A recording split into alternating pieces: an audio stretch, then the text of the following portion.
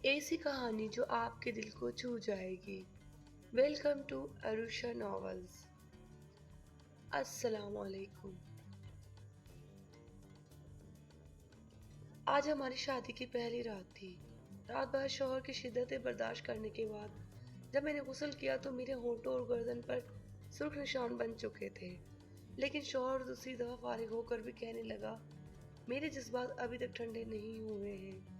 मैं सुबह तक तुम्हारे जिस्म से खेलना चाहता हूँ। ये कहकर उसने मेरे दोनों, अब ज्यादा नखरे ना दिखाओ मेरे सामने। तुम मेरी बीवी हो, तुम्हें हर एक पर्दे से आजाद देखना चाहता हूँ। चलो जल्दी से अपने कपड़े उतारो, मैं तुम्हारे वजूद को हर पर्दे से आजाद करना चाहता हूँ। जब आर्यन शाह की बात सुनी तो मैं कांप के रह गई थी। मेरे हाथ पे ठंडे पड़ रहे थे। मैं तो पहले से ही शायद शर्म हया का प्याला पीकर आई थी। मैं हर वक्त पर्दे में रहने वाली लड़की थी। मेरी बहन के मरते ही मुझे अपनी बहनोई आर्यन शाह के साथ पाक रिश्ते में बांध दिया गया। मैं तो छोटी उम्र की 16 साल की लड़की थी। आर्यन शाह तो मेरे बहनोई थे। मुझे तो उनके सामने शर्म महसूस होती थी। पता नहीं वो किस जन्म का बदला लेना चाहते थे मुझसे। वो हर तरह से मुझे अजियत देना चाहता था। मैं तो अपनी जगह से हिल भी नहीं पा रही थी। लेकिन उसने आगे बढ़कर जब मुझे अपने हिसार में लिया तो मैं कँपाने लगी। मैं तो एक नाजुक सी लड़की थी। अभी अभी जवानी की दहलीज पर कदम रखा था। लेकिन आर्यन शाह ने मुझे खींच कर अपने ऊपर गिरा दिया और मेरे वजूद से सारे पर्दों को आज़ाद कर दिया और मुझे बेलिबास करके बेड पर इतनी तकलीफ हो रही थी कि मुझसे अब तो उठा भी नहीं जा रहा था। मेरी नाजुक जगह से शदीद दर्द के ठेसे उठ रही थी। मैं रात भर अरियान की शिद्दतें बर्दाश्त करती रही। अब इतनी ज़्यादा तकलीफ हो रही थी कि मेरा जिस्म तकलीफ की वजह से टूट रहा था। मैं अपनी हिम्मत करके आंखें बंद करके बड़ी मुश्किल से अपने वजूद को संभालते हुए अपने गिर्द पड़ी चादर को उठाया। मेरी नज़र बालकनी पर पड़ी तो वहाँ आर्यन बिना शर्ट के इतनी सर्दी में खड़ा हुआ था। मुझे तो अब आर्यन से नफरत होने लगी थी, जिसने मुझ पर बिना रहम खाए मेरे वजूद पर हर तरह की तकलीफ देने की कोशिश की थी। जब शावर लेने के लिए वॉशरूम गई तो शावर के नीचे खड़ी हो गई। जैसे जैसे गर्म पानी मेरे वजूद पर पड़ रहा था वैसे वैसे मेरे वजूद से दर्द की ठेसें उठ रही थी। शावर लेने के बाद मैं गीले बालों को कीचड़ में जगड़ती हुई बाहर आई। मैं थकी हारी बेड पर बैठी थी कि इतने में आर्यन आया और मेरे गीले बालों को देखते ही कहने लगा, तुम्हारी हिम्मत कैसे हुई अभी गुस्ल करने की? मुझसे पूछे बिना तुमने गुस्ल कर लिया? क्या मुझसे पूछा तुमने? अभी तक मेरे जज्बात ठंडे ही नहीं हुए। अभी तो मुझे तुम्हारे वजूद को महसूस करना है, तुम्हारे करीब आना है और फिर तुम्हारे वजूद से खेलना चाहता हूँ। तुम हो कि अभी से गुस्सा करके बैठ गई हो। चलो उतारो ये कपड़े। मेरे पैर कांपने लगे। रात भर आर्यन की शिद्दतें एक बार फिर मेरी आंखों के सामने घूम गई और फिर आर्यन की उन बातों से मेरा दिल खौफ के मारे जोरों से धड़क रहा था। इतना कहकर वो मेरे करीब आया और मेरे दुपट्टे को खींचकर दूर फेंक दिया। दुपट्टे को उतार कर फेंकते ही मैंने रोना शुरू कर दिया। कल रात से तुम्हारी शिद्दतों को बर्दाश्त कर रही हूँ। मुझ में अब दर्द हो रहा है। मुझे अब मैं इस तकलीफ को बर्दाश्त नहीं कर पाऊंगी। आप मुझे किसी भी तरह की हिम्मत नहीं है कि मैं फिर से तुम्हारी शिद्दतों को बर्दाश्त कर सकूंगी। रात भर तो तुमने एक सांस भी नहीं लेने दिया मुझे और अब फिर से तुम्हारा दिल मचल रहा है। मेरे वजूद से तस्कीन हासिल करने के लिए देखिए आर्यन, मुझे बहुत तकलीफ हो रही है। ना सोने की वजह से मेरा सर भी बहुत दुख रहा है, इसीलिए मुझे आराम करने दें। मैं अब सोना चाहती हूँ। आर्यन ने तो रात भर इतनी जोर से मेरी गर्दन पर और होठों पर काटा था जहाँ अभी तक मुझे शिद्दत से तकलीफ महसूस हो रही थी। तुम यहाँ तुम्हारी बहन के बदले में आई हो। तुम्हें चाहिए कि मुझे सुकून पहुँचाओ। अभी मेरा दिल नहीं भरा, अभी मेरे जज्बात ठंडे नहीं हुए। अब मेरे जज्बातों को ठंडा तुम ही करोगी, तो और कौन करेगा? दोबारा से मेरे ऊपर झुका था और इतना जुनूनी बन गया था कि बड़ी शिद्दत से उसने मेरे होंठों को काटा। ये अब की बार तो मेरे होंठों से खून बहने लग गया था। वहाँ मुश्किल मेरे गले से आवाज़ निकली थी। मैं दर्द से कहने लगी थी, कुछ नहीं मेरी जान, इतना भी तड़पने की जरूरत नहीं। ये सब तो तुम्हें उम्र भर सहना ही पड़ेगा। अब उस सब की आदत डालो। मेरे सामने इतनी भी नाजुक बनने की कोशिश मत करो। मुझे नाजुक लड़कियां बिल्कुल भी पसंद नहीं है। तुम्हारा इस तरह तड़पना मुझे बिल्कुल भी पसंद नहीं है। मैं तुम्हारे वजूद को छूता हूँ तो तुम भी पागलपन दिखाओ। खुद को अपना आप मेरे करीब करने की कोशिश करो तो उसकी अजियतें ही सहकर थक चुकी थी मैं।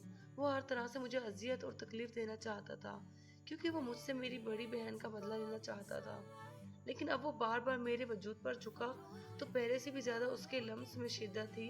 अब की बार मुझे बर्दाश्त बिल्कुल भी नहीं हो रहा था। जैसे जैसे रात गुजर रही थी उसकी शिद्दत रात के इस अंधेरे में बढ़ गई थी। अब फजर का वक्त भी गुजर चुका था, हल्की हल्की रोशनी भी खड़ी थी, खिड़की से आ रही थी, लेकिन उसकी हवस इतनी बढ़ गई थी कि वो मुझसे दूर होने का नाम ही नहीं ले रहा था। मेरी आंखों से आंसू निकलकर तकिए में जज़ब जज़ब हो रहे थे। ये तकलीफ बर्दाश्त नहीं हो रही थी। मेरा पूरा वजूद लर्ज रहा था। मैं दिल ही दिल में सोचने लगी कि काश मेरी बहन ना मरती और उसके बदले में आर्यन शाह की बीवी बनकर यहाँ पर ना आती मैं। उसके पागलपन की शिद्दत मुझे बर्दाश्त ना करनी पड़ती। सभी को तो मालूम था कि वो किस कदर शिद्दत पसंद है, लेकिन फिर भी मेरे माँ बाप ने मुझे उसकी अजियत बर्दाश्त करने के लिए उसके साथ मेरा निकाह कर दिया। मुझे बिल्कुल भी अंदाज़ा नहीं था कि मुझे शादी की पहली ही रात उसकी इतनी अजियतों का सामना करना पड़ेगा। अब सुबह के 6 बज रहे थे और कमरे में हल्की रोशनी फैल गई थी। जब आर्यन के जज्बात थोड़े ठंडे हुए तो उन्होंने मुझे खुद से दूर किया और कहने लगे, अब तुम्हें इजाज़त देता हूँ, जाकर गुस्ल कर लो, लेकिन आइंदा मेरी इजाज़त के बगैर तुम गुस्ल नहीं करोगी। ये कहकर सोने के लिए लेट गया। मुझे तो हिलने की भी हिम्मत नहीं थी। मेरे अंग अंग से दर्द उठ रहा था। मेरी तकलीफ मजीद बढ़ चुकी थी। अब मुझे तो गुस्ल करने की भी ताकत नहीं थी। आराम करने के लिए दूसरी तरफ आकर सोने के लिए लेटी ही थी कि आर्यन फिर से मेरे करीब आया। मुझे तो मन ही मन नहीं हो रहा था कि उससे दूर होने का। तुम्हारा खूबसूरत नर्म नाजुक वजूद एक ही रात में मुझे इतना पागल कर देगा कि मन तो करता है तुम्हारे वजूद से एक लम्हे भी पीछे ना हटूं और तुम्हें अपने हिसार में लेते हुए मुझे जो सुकून मिल रहा है एक लम्हे के लिए भी ना बशको तुम्हें। वो गहरी नींद में रहते हुए भी उसकी बातें कर रहा था। उसने तो मुझे शादी की पहली रात ही इतनी अजियतें और तकलीफ पहुंचाई थी। अभी तो बस शुरुआत हुई थी, लेकिन मुझे पता नहीं ये ज़बरदस्ती के बनाए गए रिश्ते में मुझे फिर से कितनी अजियतें और शिद्दतों को बर्दाश्त करना पड़ेगा। मुझे तो इतनी तकलीफ हो रही थी कि 1 मिनट के लिए भी मैं सो नहीं पाई थी। तकरीबन 10 बज चुके थे और इतने में शावर लेकर कमरे से बाहर आई और सीधा किचन की तरफ गई तो मेरी सास किचन में खड़े नाश्ता बना रही थी और जैसे उसकी नज़र मुझ पर पड़ी तो वो मुस्कुराते हुए कहने लगी, आओ बेटा, मैं कब से तुम्हारा इंतज़ार कर रही थी। आर्यन कहाँ है? अभी तक नहीं जागा क्या? मैंने सर हिला दिया। मैं खामोश हो गई। अच्छा चलो तुम नाश्ता कर लो, मैं आर्यन को जगा देती हूँ। नहीं फूफो जान, आप रहने दें, मैं खुद नाश्ता कमरे में ले जाऊंगी और वहीं पर साथ में बैठ के नाश्ता कर लेंगे। जब मैं ये कह रही थी तो फूफो जान की नजरें मेरे दुपट्टे से गर्दन पर जा रही थी, जहां पर न जाने कितने काटने के निशान बने हुए थे। इन निशानों को देखकर फूफो जान का दिल धड़क गया। आर्यन की दरिंदगी साफ साफ मेरी गर्दन पर बने इन निशानों से नजर आ रही थी। फूफो जान अफसोस भरी निगाहों से मुझे देख रही थी। शायद वो दिल ही दिल में सोच रही थी कि वो कम से कम मुझ पर तो रहम करे। फूफो जान ने मुझे अपने साथ बिठाया और कहने लगी, बेटा मेरी बात सुनो। मेरे चेहरे को अपने हाथ में लिए अपनी आंखों में आंसू भरती हुई कहने लगी, देखो बेटा, तुम्हें सब्र करना होगा। तो तुम सब जानती हो कि आर्यन पहले से ही कितना जुनूनी है। इस खानदान की इज्जत बचाने के लिए हमें मजबूरी में तुम्हारी शादी आर्यन से करना पड़ी, लेकिन तुम्हें हिम्मत से काम लेना होगा। तुम अपनी मोहब्बत से ही आर्यन का दिल जीतना होगा क्योंकि तुम्हारी बहन ने जो किया था उसके बाद तो उसे औरत जात से ही नफरत है। देखना वक्त के साथ साथ सब कुछ बदल जाएगा। अम्मी जान मेरे दुपट्टे को सेट करते हुए मेरी गर्दन के निशान को छुपाने की कोशिश कर रही थी ताकि आर्यन शाह की दरिंदगी किसी के सामने ना आए। एक लम्हे के लिए मेरी आंखों में आंसू आ गए। मेरा दिल दुख से भर गया और मैं खाला जान के गले लगकर बहुत शिद्दत से रोने लगी थी। फूफो जान, मैं ये बिल्कुल भी बर्दाश्त नहीं कर सकती। मुझे आर्यन की शिद्दतों से बहुत तकलीफ हो रही है। एक ही रात में उन्होंने मेरी हालत ख़राब कर दी है। फिर मैं कल से हर दिन उनकी शिद्दतों को कैसे बर्दाश्त कर पाऊंगी? मैं इतनी तकलीफ को बर्दाश्त नहीं कर पाऊंगी। मैं तो मर ही जाऊंगी। आर्यन ने तो मुझ पर थोड़ा सा भी रहम नहीं किया। बस मेरे वजूद पे अपनी तस्कीन हासिल करना चाहते हैं। पता नहीं एक ही रात में उन्होंने मेरे साथ कितनी दफ़ा। खाला जान, मैं ये सब बर्दाश्त नहीं कर पाऊंगी। उनके अंदर तो बहुत हवस है। अगर वो अपनी हवस को नहीं निकालेंगे तो वो बहुत ही जज्बाती हो जाते हैं। खाला जान, मैं आपको ये बताना तो नहीं चाहती थी, लेकिन मैं मजीद उनसे कुछ कहती कि फूफो ने मुझे खामोश करवा दिया और खुद से अलग किया। तो सामने आर्यन खड़ा हुआ था। उसको देखकर तो मैं घबरा गई। आर्यन की आंखों में खून उतरा हुआ था, लेकिन उसने पुप्पो जान के सामने कुछ भी नहीं कहा। फिर पुप्पो जान ने हमें नाश्ता देकर कमरे से चली गई। बाहर तो वलीमे के फंक्शन की तैयारियां हो रही थी। इतने में ही आर्यन मुझे गुस्से से कहने लगा, कमरे में आओ, मुझे तुमसे कुछ ज़रूरी बात करनी है। उसका लहजा देखकर तो मेरे रोंगटे खड़े हुए। वो मैं खाला जान से बस वलीमे के फंक्शन के बारे में ही बात कर रही थी। मैंने घबराते हुए बात को बदलने की कोशिश की। मुझे ये सब तुम्हारी फजूल बातें नहीं चाहिए, जितना कहा उतना करो। तुम्हें कमरे में बुला रहा हूँ तो कमरे में आओ। आर्यन की नीयत से तो अच्छी तरह वाकिफ थी मैं। मुझे उसकी आंखों में हवस नजर आ रही थी। वो तो मुझसे शादी नहीं करना चाहता था, लेकिन उसके बावजूद भी उसको इस रिश्ते को जी जान से निभाने पर तुला हुआ था। मैं जैसे ही कमरे में दाखिल हुई, आर्यन ने मुझे गुस्से से कमरे का दरवाज़ा बंद किया और फिर मुझे बाजू से पकड़कर बेड पर धक्का दिया। फिर कहने लगा, तुम्हें किसने बोला था अपने कमरे की बातें जाके मम्मा को बताओ। मियाँ और बीवी के बीच में जो भी होता है उसे किसी के सामने जाहिर नहीं करना चाहिए। मियाँ बीवी का रिश्ता ऐसा होता है कि बीवी को शौहर की शिद्दतें बर्दाश्त करनी पड़ती हैं। आर्यन ने तो मेरे बालों को अपने हाथों में दबोचते हुए गुस्से में कहा तो मैं रोने लग गई। लड़खड़ाते हुए मैंने अपनी जुबान से कहने लगी, नहीं आर्यन, मैंने पुप्पो जान से कुछ भी नहीं कहा। उन्होंने तो मेरी गर्दन पर ये निशान खुद से देखा। और मैंने अपनी गर्दन दुपट्टे को साइड पे किया और ये निशान आर्यन को दिखाने लगी, जहाँ पर अनगिनत निशान बने हुए थे। तो क्या हुआ, ऐसे निशान बनते ही हैं। लेकिन तुम्हें चाहिए था ना कि ये निशान अपने दुपट्टे से छुपाओ। लेकिन तुम तो चाहती ही थी कि ये निशान मेरी माँ को नजर आए। उसने मेरे जबड़े दबोचते हुए बोला, देखिए आर्यन, आप मुझ पर ये इल्ज़ाम नहीं लगा सकते। इसमें मेरा कोई कसूर नहीं है। तुम मेरे सामने इतनी मासूम बनने की कोशिश मत करो। मैं अच्छी तरह से जानता हूँ ये शरीफ और नजर आने वाली लड़कियाँ किस कदर चालाक होती हैं। मुझे बेवकूफ़ बनाने की कोशिश मत करना। मेरी जान, तुम्हारी रग रग से वाकिफ हूँ मैं। ये कहकर आर्यन मेरे दुपट्टे को मेरे वजूद से अलग करने लगा। आर्यन, ये आप क्या कर रहे हैं? मुझे फिर से आपकी शिद्दतों को बर्दाश्त करने की हिम्मत नहीं है। आपकी हवस भरी दरिंदगी मैंने रात भर बर्दाश्त की है। मैं खुद को आर्यन के हिसार से छुड़ाने की कोशिश करने लगी, लेकिन वो ज़बरदस्ती वो एक दफ़ा फिर मेरे ऊपर झुकता चला गया। बाहर से ना जाने कितनी देर तक मुलाजमा दरवाजे पर दस्तक देती रही, हमें बाहर बुलाती रही, लेकिन आर्यन तो मुझे उठने ही नहीं दे रहा था। वो तो अपनी शिद्दत निछावर करने पर तुला हुआ था। फिर से मैं उसकी शिद्दत को सहते हुए इंतहा पर पहुंची थी। उसे अपना हक वसूल करके शर्ट डालकर कमरे से चला गया। मैं फिर से बेड पर बेजान पड़ी हुई थी।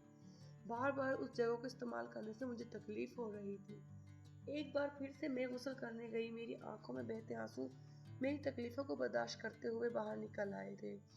गुस्ल करके मैं आकर बेड पर बैठी हुई थी। माहिर मेरी नंद दरवाजे पर दस्तक देने लगी थी। कमरे का दरवाज़ा खुला तो नूर कहने लगी, भाभी आपको कब से अम्मी बुला रही हैं। क्या बात है भाई, लगता है भाई ने आपको फिर से। आपको पता है भाई, आपकी बहन पर भी ऐसे ही अपनी शिद्दत निछावर करते थे। ऐसा एक दिन भी नहीं हुआ जब भाई ने आपकी बहन यानी कि भाई की पहली बीवी से अपना हक वसूल ना किया हो। रात रात भर आपकी बहन की चीखें इस कमरे से बाहर निकलकर घर में गूंजती थी। आप यकीन करें, ऐसे बुरे तरीके से भाई आपकी बहन से पेश आते थे। अब मुझे तो तुम्हें देखकर ऐसा लग रहा है कि तुम्हारा भी यही हाल होने वाला है। लेकिन आपको हिम्मत करनी होगी भाभी। नूर की बातें सुनकर मुझे घबराहट महसूस हो रही थी। भाई तो कभी भी आपकी बहन पर हाथ भी उठाते थे। तुम्हें सब्र करना होगा। भाई ने तो तुम्हारी बहन पर भी रहम नहीं किया। वो बिल्कुल वैसे ही तुम्हारे साथ रवैया अपनाएगा। बिल्कुल भी तुम पर रहम नहीं करेगा। उसका बदला वो तुमसे ज़रूर लेगा। लेकिन मुझे तुम पर तरस आता है, क्योंकि तुम हमारी पप्पू की बेटी हो। लेकिन तुम्हारी बड़ी बहन ने जो हमारे भाई के साथ किया, वो तुमसे बदला लेकर ही रहेगा। नूर तो मुझे धमकाने की कोशिश कर रही थी और मुझे भरपूर डराने की कोशिश कर रही थी, मगर मैं उसकी क्या गलती थी? उसमें जो मेरी बहन ने किया उसमें मेरा क्या कसूर था? अच्छा तुम मुझे ये बताओ, क्या सच में तुम्हारी बहन के ताल्लुकात गैर मर्दों के साथ थे, जिसकी वजह से वो मेरे भाई के साथ शादी नहीं करना चाहती थी? लेकिन वाकई तुम्हारी बड़ी बहन बहुत खूबसूरत थी, और उसी खूबसूरती को देखकर मेरा भाई तुम्हारी बड़ी बहन पर फिदा हो गया था। लेकिन तुम्हारी बहन तो बहुत ही आगे निकल चुकी थी। वो गैर मर्दों से शादी के बाद भी मिला करती थी, और एक दिन तो वो गैर मर्द के साथ रंगे हाथों पकड़ी गई। मेरी बहन ऐसी नहीं थी, मैं चीखती हुई बोली। नूर की बातें मुझे तकलीफ दे रही थी। मैं रोती हुई बोली, मेरी बहन ऐसे बिल्कुल भी नहीं थी, वो पाक सिर्फ लड़की थी, उसकी किरदार कशी मत करना। वो एक इज्जतदार पाक दामन पर्दे वाली लड़की थी। वो तो तुम्हारे भाई ने उसे फजूल बदनाम करके रख दिया है। ये सब झूठी अफवाहें हैं। मेरी बहन के बारे में नूर के मुंह से इस तरह की बातें सुनकर मुझे बहुत तकलीफ हो रही थी। इतने में नूर वहां से चली गई और पार्लर वाली मुझे तैयार करने के लिए आ गई। मैं बाबा जिद करने लगी कि मैं खुद से तैयार हो जाऊंगी, क्योंकि गर्दन पर जो निशान थे मैं किसी को नहीं दिखाना चाहती थी। लेकिन फुप्पो जान समझ चुकी थी। फिर फुप्पो ने मुझे प्यार से कहने लगी, देखो शीजा बेटा, तुम्हें डरने या घबराने की जरूरत नहीं है। कमरे में बस पार्लर वाली है, वो आएगी जो तुम्हें तैयार करके, और कोई भी इस कमरे में मौजूद नहीं होगा। शाम को वलीमा है और तुम आर्यन शाह की बीवी हो, जल्दी से तैयार हो जाओ, जिद मत करो। इतना कहकर वो कमरे से बाहर चली गई। तो फिर जैसे ही पार्लर वाली की नज़र मेरी गर्दन पर पड़ी तो वो मुस्कुराकर कहने लगी, लगता है तुम्हारे शौहर ने तुम्हें बहुत शिद्दत से अपना प्यार निछावर किया है।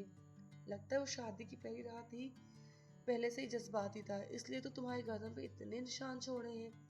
उसकी बातें सुनकर मैं तो शर्म से पानी पानी हो चुकी थी। मेरी आंखों में नमी उतर आई। मैं बहुत शिद्दत से रोने लगी। मेरा रोना देखकर पार्लर वाली परेशान हो गई थी। क्या हो गया, इतना क्यों रो रही हो? पार्लर वाली मुझे बहुत मोहब्बत से समझाने की कोशिश कर रही थी। कई लड़कियों को मैंने ऐसा देखा है, बहुत से ऐसे मर्द होते हैं जो शादी के शुरू के दिनों में ही जज्बाती होते हैं और बड़ी ही शिद्दत से अपना प्यार निछावर करते हैं, लेकिन धीरे धीरे खुद ही ठीक हो जाते हैं। शादी के पहले पहले दिनों में वो थोड़े जज्बाती होते हैं, इसी वजह से तुम्हें बिल्कुल भी परेशान होने की जरूरत नहीं है। तुम तो बहुत मासूम और खूबसूरत सी लड़की हो। कम उम्र होना शायद इसी वजह से इतनी घबराहट हो रही है तुम्हें।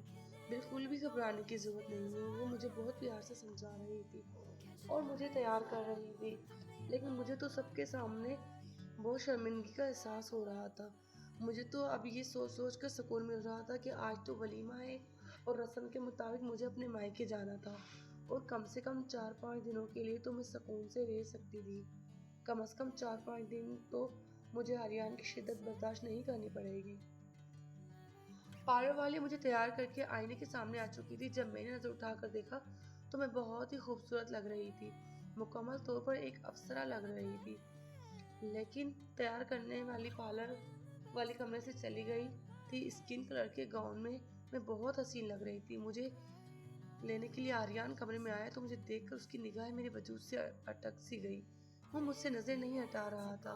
वो धीरे धीरे मेरे करीब आया और अपने हाथ मेरे गाल को छूते हुए कहने लगा, बहुत ही खूबसूरत लग रही हो। जिस तरह तुम्हारा हुस्न है उतनी ही तुम्हें वफा होनी चाहिए। अगर तुम्हारे अंदर वफा निकली तो देखना फिर आर्यन कैसे तुम्हें दीवानों की तरह मोहब्बत करेगा। बस अपनी बहन की तरह धोखेबाज ना निकलना। फिर देखना मैं तुमसे कितनी मोहब्बत करता हूँ, तुम्हें पागलों की तरह चाहूंगा। आर्यन शाह की बीवी का रुतबा मिलेगा। हर कोई तुम्हें इज्जत की निगाहों से देखेगा। मुझसे वफा करती रहो, तुम्हें इतनी इज्जत मिलेगी कि तुम सोच भी नहीं सकती। देखो, मैंने कभी सोचा नहीं था कि मेरी पहली बीवी की बहन, जो कि सादा से पर्दे में रहने वाली लड़की, मुझे इस कदर खूबसूरत लगने लग जाएगी। लेकिन मुझे तुम्हारी बहन के धोखे का बदला चाहिए। जब तक मेरा बदला पूरा ना हो जाता तब तक मैं तुम्हें सारी अजियतें और शिद्दतें बर्दाश्त करनी पड़ेंगी। जब तक तुम्हारी बहन का बदला ना ले लूं तुमसे, तुम मुझे सुकून नहीं मिलेगा। ये कहकर वो मुझे अपने साथ लगा चुका था। उसने इस तरह मुझे खींचकर अपने वजूद से लगाया तो मैं कप कपाने लगी थी। उसके लम्स को महसूस करके मेरे जिस्म में करंट सा दौड़ गया था। कल रात वाली शिद्दतें फिर से मेरी आंखों के सामने घूम गई थी। कल रात ही उसकी शिद्दतों को सहकर मुझे पहले से ही मेरा जिस्म दर्द कर रहा था। रात भर जागने की वजह से मेरा सर भी दर्द कर रहा था। अब मेरे करीब खड़े होते हुए दरवाजे पर दस्तक हुई। रोमांस बाद में कर लीजिएगा, आर्यन शाह की एक कजन कमरे में दाखिल होते हुए बोली, जो कि आर्यन शाह को सख्त नागवार गुजरी। उसने गुस्से वाली निगाहों से उस लड़की की तरफ देखा तो वो कमरे से बाहर चली गई। आर्यन मेरा बाजू पकड़ते हुए मुझे बाहर ले आया। वलीमे का फंक्शन था, लॉन में ही रखा गया था। मेरे हाथ को अपने हाथ की गिरफ्त में लेता हुआ लॉन की तरफ हम दोनों वहां पर आए। सभी लोग हमें देखकर चांद सूरज की जोड़ी कह रहे थे। ऐसे लग रहा था जैसे दोनों एक दूसरे के लिए ही बने हों।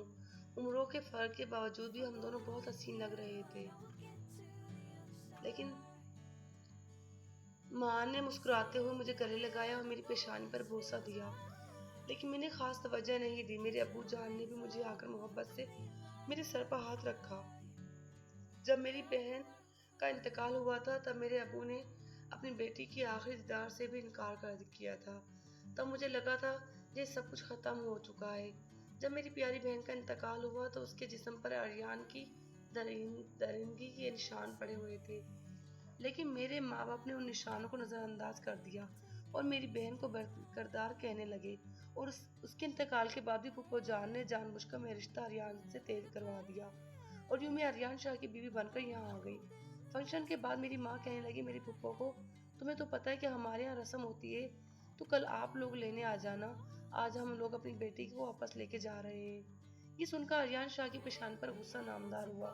क्या मतलब है मोमानी जान, ये रस्म बहुत पुरानी हो चुकी है, दुनिया कहाँ से कहाँ पहुँच गई और अभी तक आप लोग अपनी फजूल रस्मात से बाहर नहीं निकले।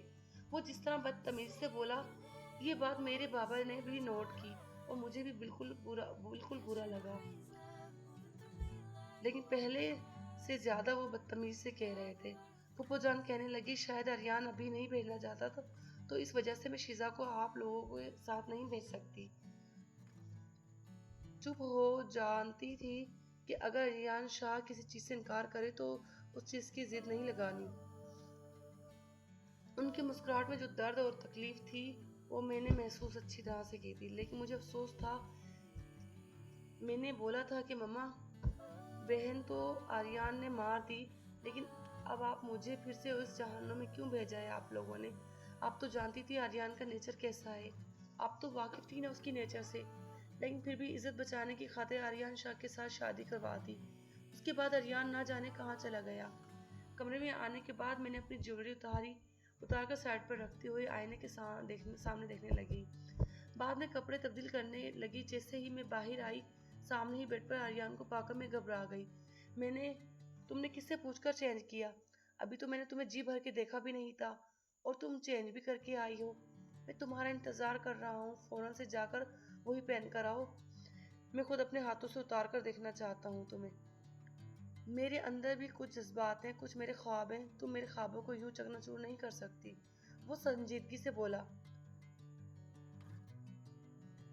मैक्सी डालकर मैं कैसे डाल सकती हूँ? जैसे आपने उतारी वैसे ही डालोगी। 5 मिनट के अंदर अंदर वो दोबारा उसी गाउन में नजर आओ। ये कहकर वो मुझे वॉशरूम की तरफ भेज चुका था। मैं उधर ही खड़ी हो गई, दिल बहुत शिद्दत से धड़क रहा था। कल रात वाले आर्यन शाह की शिद्दतें याद आ रही थी। मेरी आंखों में से आंसू बहने लगे। बाबा, आप लोगों ने मुझे किस जहन्नुम में धकेल दिया है? दिल में मैं सोचते हुए दोबारा से उस भारी भरकम को डालने लगी और बामुश्किल मैंने उसको डालने के बाद उसकी जिप बंद करने की कोशिश करने लगी, जो कि किसी तौर बंद नहीं हो रही थी। मुझे अपनी कमर पर किसी का हाथ महसूस हुआ। नहीं बंद हो रही है क्या? मैं बंद कर दूं?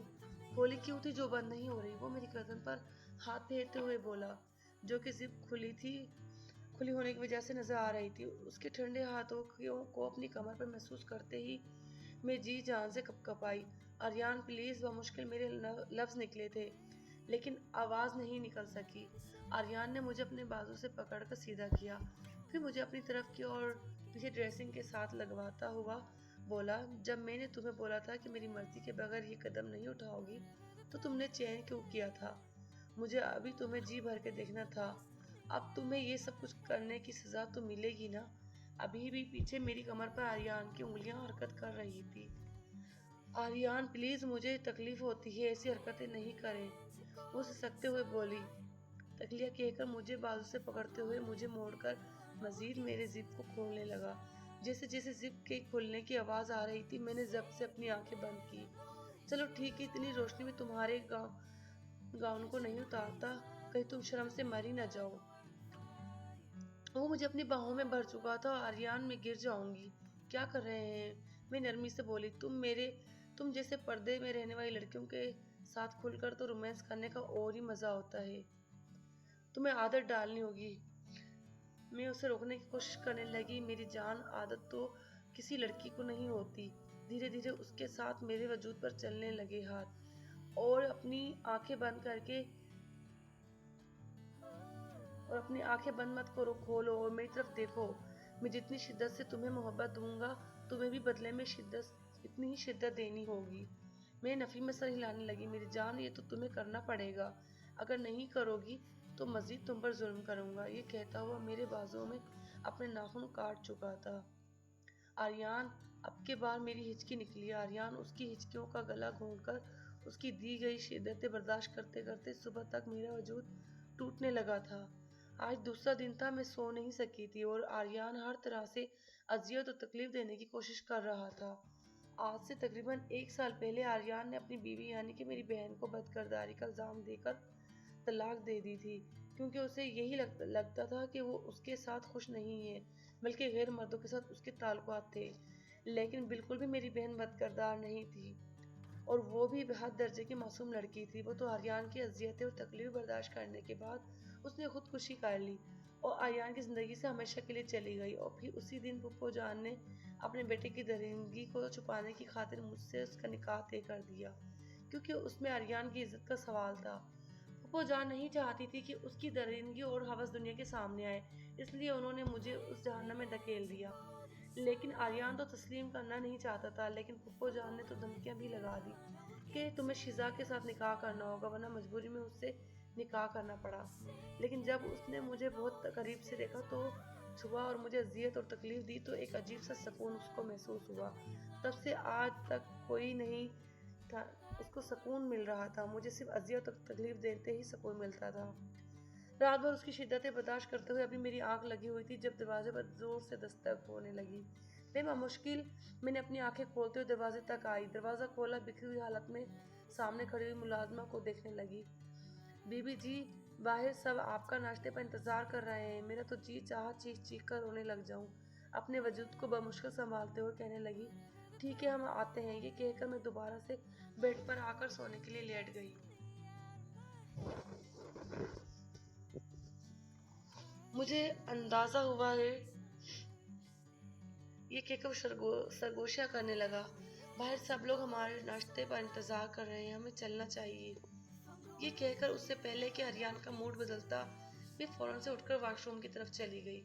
वॉशरूम का दरवाजा बंद करके जाकर आईने के सामने खड़ी हो गई। अपने बालों को एक साइड पर किया और अपने निशान देख रही थी। अपने होंठ के पास देख रही थी।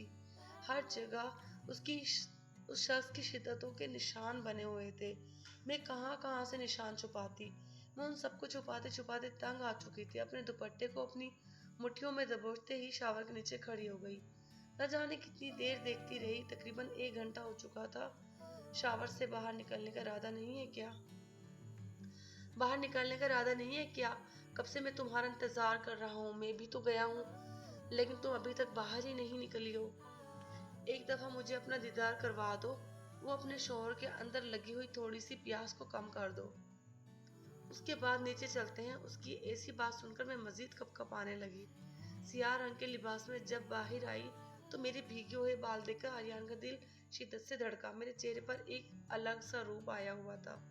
मेरे साफ शफाफ गर्दन पर बने हुए हल्के हल्के निशान आर्यन को मुस्कुराने पर मजबूर करने लगे। और वो ज्यादा ही तुम्हारी नन्ही सी जान पर जुल्म कर बैठा हूँ। लेकिन क्या है ना, मैं बहुत बड़ा सितमगार हूँ। मैं यही मोहब्बत होती है। अगर तुम उसे मोहब्बत नहीं समझती तो जुल्म समझती हो। तो तुम्हें नहीं मालूम जाने कितनी लड़कियां हैं मोहब्बत की मोहब्बत को तरस रही हो जो आर्यन तुमसे करता है। उन्होंने अपनी पहली बार बीवी को भी हवस का निशाना बनाया था। मेरे चेहरे पर बिल्कुल संजीदगी छाई हुई थी। आर्यन तो एक जरूरी काम के लिए बाहर चला गया था। फुप्पो जान कमरे में आई और मुस्कुराते हुए कहने लगी, आज मैंने ही तुम्हारी माँ को बुलवाया है, तुम उनके साथ चली जाओ। और आर्यन तो आज घर पर नहीं रहेगा, जरूरी काम से बाहर जा रहा है, इसलिए उसकी गैर मौजूदगी में ही अपनी माँ के साथ चली जाना। आर्यन के आने से पहले आ जाना। फुप्पो जान के ये बात सुनते ही मैं बहुत खुश हो गई। कम से कम मुझे एक रात के लिए तो सुकून मिलेगा, और एक दिन तो भरपूर आराम करूंगी। और इतने में ही मेरी माँ मुझे लेने के लिए आ गई। अब मुझे डर भी महसूस हो रहा था, क्योंकि मैंने आर्यन से बिना पूछे फुप्पो जान की बात पर अपने मायके चली आई थी। जैसे ही मेरे बाबा ने मुझे देखा तो उनका चेहरा मुरझा गया। वो मुझे देखते ही संजीदा हो गए थे। मेरी आंखों में नीचे हल्के बने हुए थे। वो देखकर भी खामोश हो गए, कुछ भी नहीं कहा उन्होंने। अपनी माँ से मैं कहने लगी, माँ मुझे आपसे बात करनी है। मैं माँ के साथ कमरे में चली आई। माँ मुझे आर्यन के साथ नहीं रहना, मैं नहीं रह सकती। आप जानती हैं वो दरिंदगी भरी आप जानती हैं वो दरिंदगी दिखाता है। हर रोज मुझ पर जुल्म करता है, मारता है, पीटता है और अपनी हवस मिटाने के लिए बेइंतहा तशद्दुद करता है। अपनी गर्दन पर बनी दरिंदगी के निशान को माँ को दिखाया। मैं मजीद तकलीफ बर्दाश्त नहीं कर सकती माँ। उन उन 2 दिनों में ही उसने मेरी हालत खराब कर दी है। उसने मेरे साथ एक ही रात में कई दफा सुबह तक। माँ मैं एक दिन भी उसके साथ नहीं रह सकती, मैं मर जाऊंगी। माँ सकते में बोली, देखो बेटा, मैं मानती हूँ वो ऐसा जालिम है और तुम पर तशद्दुद करता है, लेकिन खानदान की इज्जत का सवाल है। तो बहन के किरदार पर जो उंगली उठाई है उसी की खातिर तुमसे उसकी शादी के लिए राजी होना पड़ा हमें। वो तो ऐसा था जो तुम्हें अपना लिया, वरना तुम्हें कोई भी ना अपनाता तुम्हारी बहन की वजह से।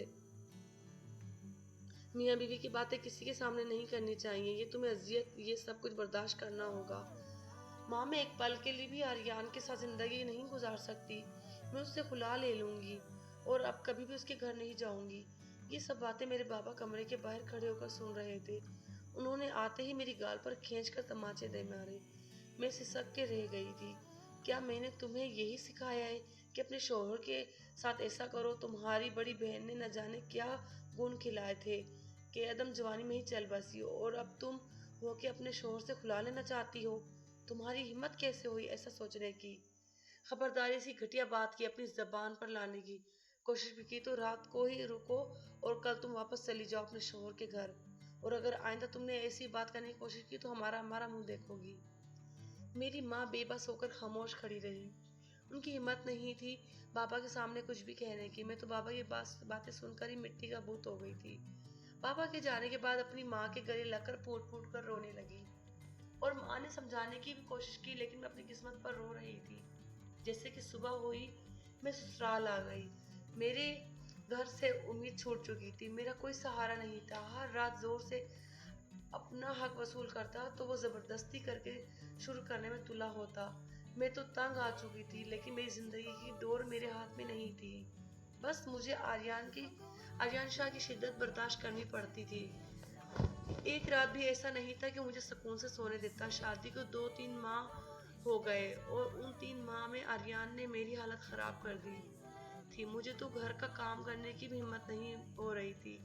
बार बार मेरी हालत बिगड़ती जाती और कमजोरी महसूस होती। एक दिन आर्यन का मूड तब्दील हो गया और वो धीरे धीरे बदलने लगा। अपना रवैया मेरे साथ ठीक करने लगा। शायद उसे मुझसे मोहब्बत हो गई थी। फिर एक दिन उसने मुझे ऐसी बात कही जिसे सुनकर मैं उसकी बातों पर यकीन नहीं आ रहा था। कोई भी लड़की मेरी शिद्दत बर्दाश्त नहीं कर सकती। तुमने मेरे सितम को बर्दाश्त करके मेरा दिल जीत लिया है। अब मैं तुम्हें पूरी तरह से आज़ादी देता हूँ। तुम चाहो तो मेरे साथ रहकर जिंदगी गुजार सकती हो या फिर खुला ले सकती हो।